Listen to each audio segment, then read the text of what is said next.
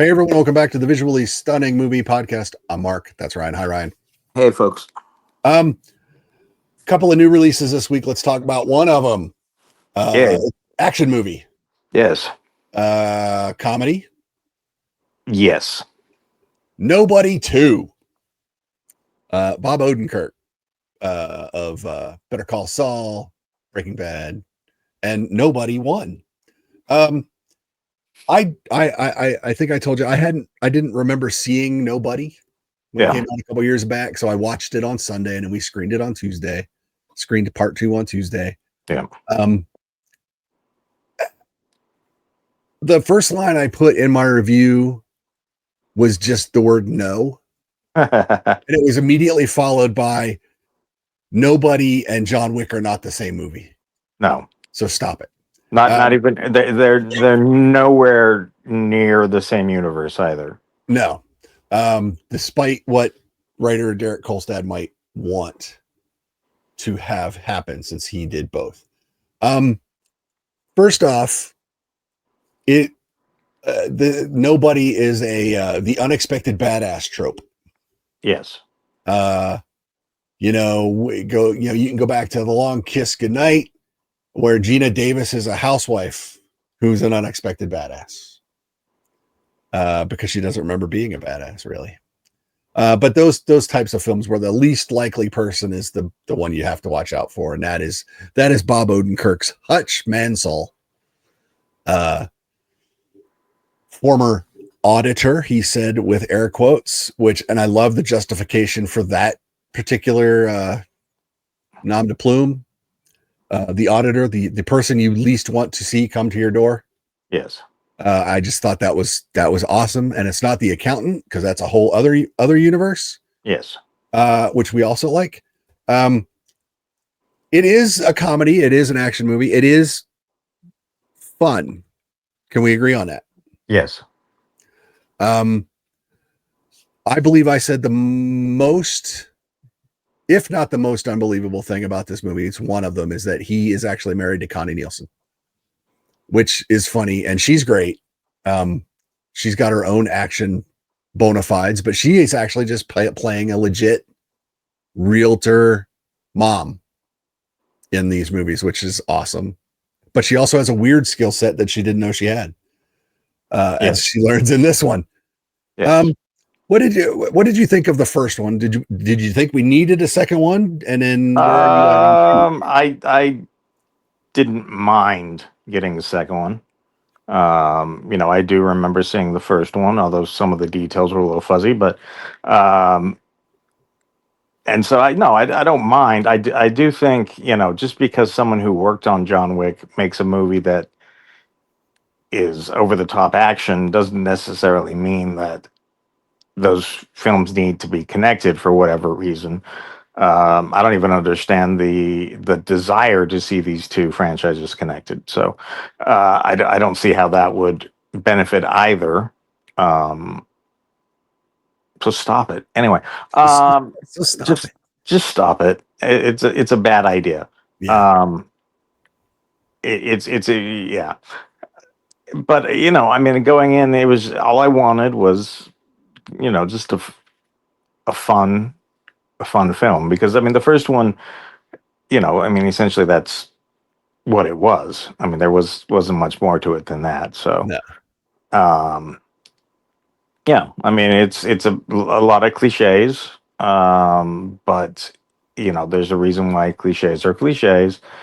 It's because sometimes they actually work, or often they work, and if the rest of the film is done well, and I think that's where we're at with this one. Yeah, the first one was very much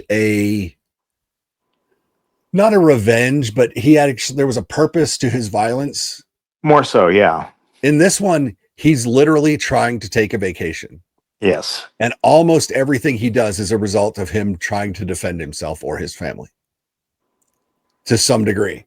Yes. And then it just kind of spirals out of control, because that's what has to happen in these.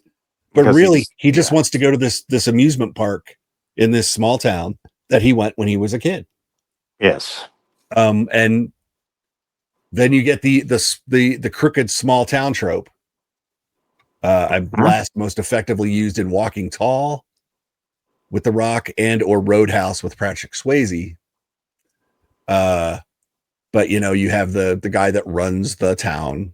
Yes. And it's not clear, but yeah, so this one is very much more so. If it's even more inadvertent, his involvement in this one than it was in the first one. Yes. So I think it's fun. The kids are a couple of years older in this one. Everyone knows what Dad does, sort of, more or less, yeah, more or less. And it's an interesting family then, because he doesn't have to hide what he's doing, but he doesn't bring it home. That's because he's still trying to protect them from it. Arm's length. It's also weirdly in a couple spots. This is also kind of an examination of mental health, because his mental health. How many times has he said, "I'm going to stop. I'm going to stop. I'm going to stop," and then in the movie he admits, he goes, "I can't stop it." Yeah. So it is interesting. The whole, is it nature versus nurture? And in this, it's kind of both. Christopher Lloyd is back as his dad. Yeah, Christopher Lloyd, cigar. Yes, cigar. So there's a lot going on, but really this movie is just there to entertain you. And so yes, so you get past the guns and the improvised weapons and the fighting, and then you get to the comedic family moments, or just the weird situation that some of which you might recognize depending on where you've traveled in your life. I'm sure the now violence is a bad thing. Yeah. Conversation is no. Yeah. Really? Come on. Yeah. Come on. That's great. But yeah, so it is an interesting put together movie. I'm sure we're going to get a part 3 because this will make money. Probably. And if Odenkirk can still pretend to fight, then they'll get a 3. But hopefully they don't go the father-son route that Die Hard did, when they aged up his son and made him a secret agent. Yeah, for Bruce Willis to work with. But no, they're surprisingly enjoyable for completely different reasons than John Wick. So yes, people stop making the comparisons because they are not the same. You've been to film school, so we had a brief discussion about cinematography and choreography. Sure. As we left, I said I loved the camera work during a lot of the fight scenes because I thought they did unusual things with the cameras. The way they would spin the camera or turn the camera to like mimic certain things. Sure. And you're like, that's part of the fight choreography. And I never considered it that way because it, like, as great as the John Wick choreography is, that's not really what they do. The camera is more of an observer. Well, yeah. I mean, I guess maybe this has a little more character at certain points but I mean, I think, this film's a pretty good example, but I think the one that I go back to the most is The Northman, with those where everything was about a moving camera and the action, the fight scenes and everything were all built around camera moves, or at least in sync with, I mean, so yes, it goes back to this idea of, do you know how to shoot a action sequence? Right. And the one thing that this film does, and the John Wick films do, is allow you to actually see what is happening. A lot of action films do close-ups, cutaways, and things that really you don't actually, your mind is filling in the gaps or whatnot, or you're just, I mean, you're seeing the fight, but you're not really seeing the fight, if that makes sense. Yeah. You're getting the impression of a fight. Yes, but it probably wasn't done in real. It's anyway. Yeah. One is much harder than the other, and that's why a lot of people just do the cutaways and the sort of things real quick, because it's hard to get action right in one take. or 2 or 3 takes. Sometimes, you're going to be cutting together numerous takes, but no, But but the yes, less you can do that's that, the more fluid yes. The the more feel is. and if you can pull the camera back a little bit, which is what a lot of films don't do, but that's something that a film like this does. You actually see what's going on rather. Yeah. Anyway, Yeah. but yes. So yes, the fight choreography in this is great. Is it on the same level as John Wick? Well, I don't think it's necessarily trying to be. No, but they Um, approach it in different ways too. Like I said, yes. I feel like this, they'll like rotate or flip a camera in this.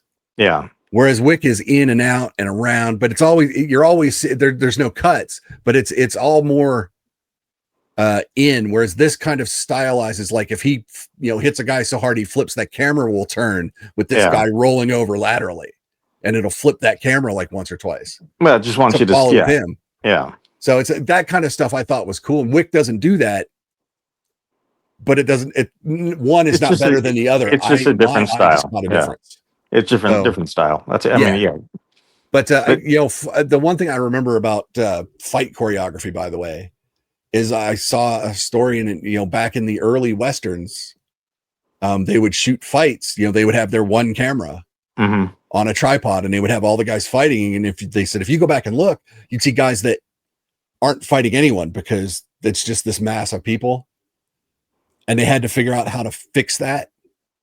So the first person that they went to help figure out how to do that, they went to a dance choreographer on a set next door, and they brought him in. So they choreographed the fight so that everyone always was doing something that was important to the scene they were shooting. But it was a dance guy that they brought in, which I just thought was hilarious. Well, I mean, because It's a lot of bodies in it is synchronized motion. and you've got to come up with mini narratives for these people. Now, who are you fighting, and it's not as just simple as, hey guys, go out and fight. Right, and that's what they had been doing. So I just thought that was cool. So so we've gone from that to what we have now. Yeah. And in the Hong Kong fights. Yes. So it's amazing how far once you figure out what's wrong, you get to start building what's right. And what's right about Nobody 2 is that it is fun. Yeah. You get to go in, you get to watch. I don't know how many times he just shakes his head and says, look, man, I'm just trying to take a break. Yeah. In this movie. I just need a break. And so yes, he's a put upon father who happens to have the ability to do things and the inability to not do them when the need arises, which I think is just great. Like he tries to walk away from the warehouse. Yeah, well, exactly. He saw something. And the dad in him kicked in. Yeah. Which is the best. It's not just the rampaging ass kicker. It's the dad kicked in and he went back in. So that's great. So, he is in fact trying. And in that scene, the camera doesn't move. Yeah, I know. It's kind of this nod to, oh, you guys know. Yeah. Like the audience, it's a film where the audience is in on the, I guess the joke, whatever it is, I mean, the audience is in on the fact that this guy's not going to be able to, because you hear most of it and then they finally put you inside, but you know exactly what's happening just by hearing it all, which is, you're right. They don't move it for most of that. They're outside looking at the building. And in some cases you would say, oh, that's just lazy filmmaking. But in this case, they're doing it for the comedy value. Yeah. So there is a reason as to why they've made that decision, and if you can justify the decision, and it's not just well, it's easier. Yeah. Because it is easier to not shoot a fight sequence. Anyway, no, we should probably say that the violence in this film is very over the top. Yep. And very frequent. Yep. So be prepared for that. It is rated R for violence. For lots of violence. And I don't remember if it was you or someone else who referenced Deadpool. And there isn't kind of a There is sort of, yeah, I did. It was me. yeah, The and some of the methodology is just feels very Deadpool. yeah, and that's not necessarily a bad thing. Nope. They never break the fourth wall or anything like that, No. but the over the top nature of the film is very much in that Deadpool vein, where if you're going to blow something up, you're going to really blow something up. Yep. And you might get a leg or two to come flying with it. That is true. Um, so yeah, I mean, if you can enjoy that, you'll enjoy this. If violence is excessive violence, even if it's cartoonish, isn't your thing, well, this film isn't going to be your thing. No, absolutely. And let's not forget that this movie is an hour and 29 minutes. Yeah, brisk. Yeah, It does not, like so many films, does not overstay its welcome. not at all. No. Even the first one was super short, or was not much longer than this. It was an hour 32. Yeah. So the moral of the story here is tell your story, Yep. but you know you don't need to do anything. Get in, get out, and I don't know that had they, in some films you could be like, well, the character development would have been better if, and I don't see how this film benefits from, you do get character development in this film, which may surprise some people, but there are relationships in this film that evolve throughout. Yep. The husband wife dynamic is kind of broken at the beginning of the film, and that's kind of why the vacation is so necessary, is because the job has taken over his life. Well, and it has as a result of the events of the first film. Yes. Which we learned early on why that is in fact the case. And I don't know necessarily that the family knows that. No, I don't think they know all the details. No. But again, it's part of his personality, which is, I would say, impulsive. He's a rather impulsive individual. Yeah, he has very poor impulse control. Yes. And so, yes. So there are consequences to what he has done. Yep. And there we are. And there we get to the second one. So there you go. That is Nobody 2. It is in theaters this weekend. If you saw the first one, you're going to get more of it.